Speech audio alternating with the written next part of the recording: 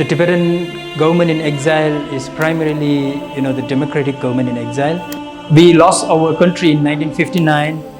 Right from our first step inside the exile community, His Holiness always have the vision of democratizing the Tibetan governing system and Tibetan way of life. So that itself is the starting of the democratic, the parliament in exile.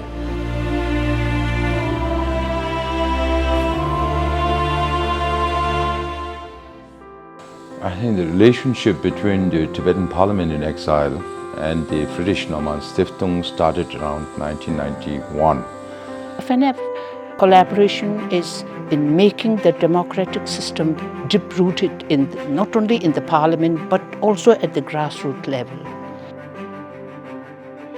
This partnership is so extremely important because we are deeply convinced that the Tibetan cause is a very democratic, a very liberal, a very positive cause.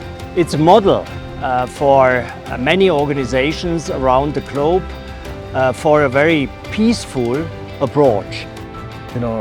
They have been very helpful in introducing the Tibetan situation to many other countries, other people. Unless we reach out and tell our story, nobody is going to come to us and ask us what's your story. So that has been made available by FNF.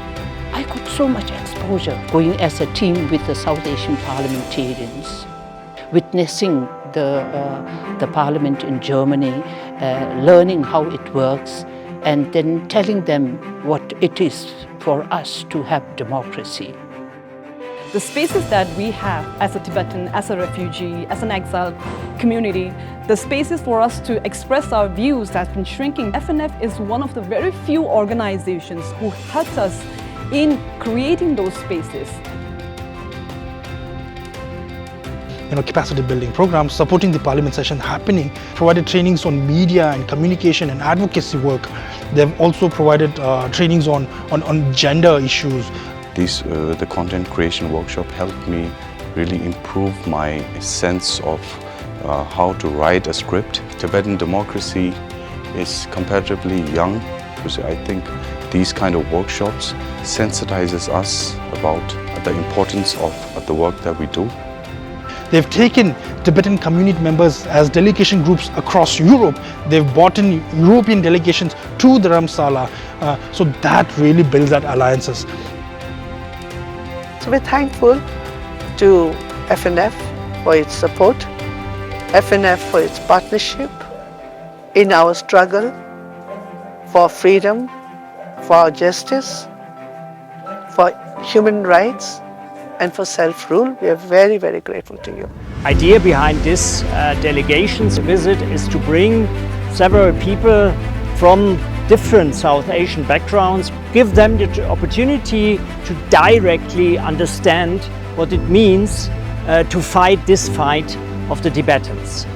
During our stay in Dharamsala, we saw a lot of institutes, initiatives, how to preserve the Tibetan culture and language.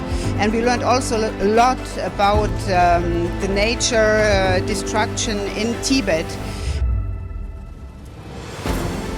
We were lucky to also today visit the Tibetan Children's Village.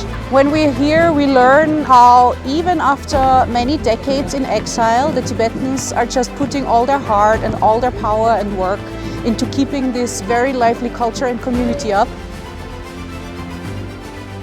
The key highlight for me is to see that we share the same values, that we share the miracle of democracy, what it means to fight for open society and awareness for democracy.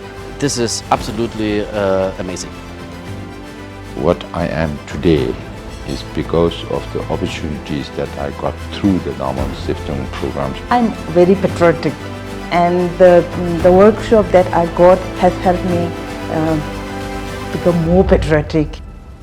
I wish we can really amplify this movement of ours, just not to go back to our own country, but then spread this message of love and compassion. We considered, of course, we want to go back to Tibet, then enter Tibet, where Tibetans will have the freedom to live as a way they want to live, use their language, practice their religion, and preserve their environment. And that's what we want.